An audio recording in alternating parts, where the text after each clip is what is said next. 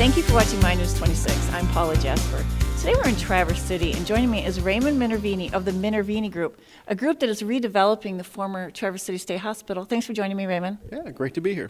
Now, there's a lot to talk about in a couple minutes here. Can you start out by giving us a little brief history of these buildings? Yeah, it's hard to condense 130 years down to a couple minutes, but Traverse City State Hospital was originally the Northern Michigan Asylum. It was completed and took its first patients in 1885. And it was a very busy, the largest operation, the largest employer in northern Michigan for most of the 1900s, served a very important role to take care of our citizens who needed the care. And it fell into disrepair and disuse after it was closed in 1989. And it sat and the community tried to figure out for a very long time what to do with the buildings, what to do with the land, and can it be saved, can it be reused? And that's where we got involved in the late 1990s, early 2000s. Now, how big is this? How much land is involved here? Well, the original commons was, when the state closed it, was 480 acres.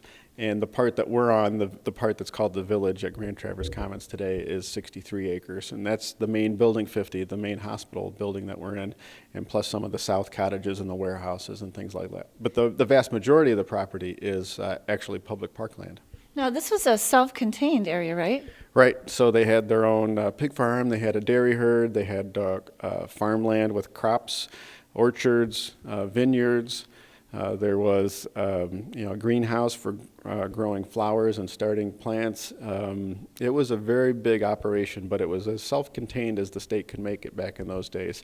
And they had a rail line to bring coal in to fire the power plant, but the vast majority of activities were done on-site. The self-sustaining idea was the model that they were striving for. Now, you gave me an idea of how many bricks it took to build this. What was it? We were told the first delivery was over 9 million brick for the original main footprint of Building 50. And of course, many millions of bricks were added after that as the state expanded the site over time. Now, why did you name this area the Village? Well, it all came from the idea of new urbanism, which is, my dad always says, is really the old urbanism. It's the idea of why, a thriving downtown like Traverse City, why does it work? Well, it's because there's, a mix of uses. You have a retail use on the street level, office use above that, and residential above that, or in close proximity to it, rather than big separation like that was common in the 1900s. So we wanted to bring those mix of uses to this campus to give it a new life and new purpose, and that's what we've been doing. So like a lot of downtowns, we have a mix of uses, commercial lower floors, residential upper floors, plus certain outbuildings for things like cafes and urban wineries. And that was the whole idea, is like, how do we make it thrive again as we have to go back to the ways we used to build our towns?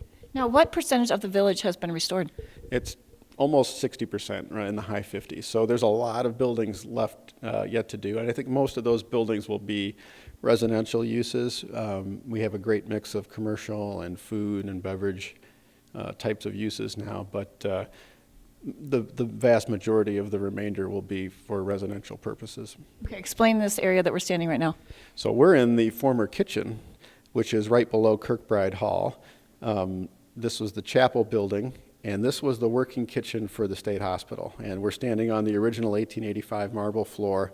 Behind me would have been where the cooktop was, and the floor beneath my feet, you can feel how it kind of has a lot of shape to it, is because for 45 years, people were working a cooktop here and sliding back and forth and grinding down the marble with their feet. So this was the main cooking kitchen and a staff dining room in the back, and this is intended to be a restaurant going forward, which is kind of ironic because it's going to serve the same function that it used to serve back in the old days. Fascinating. Thanks for joining me. Yeah, glad to be here. Paula Jasper, My News 26 in Traverse City.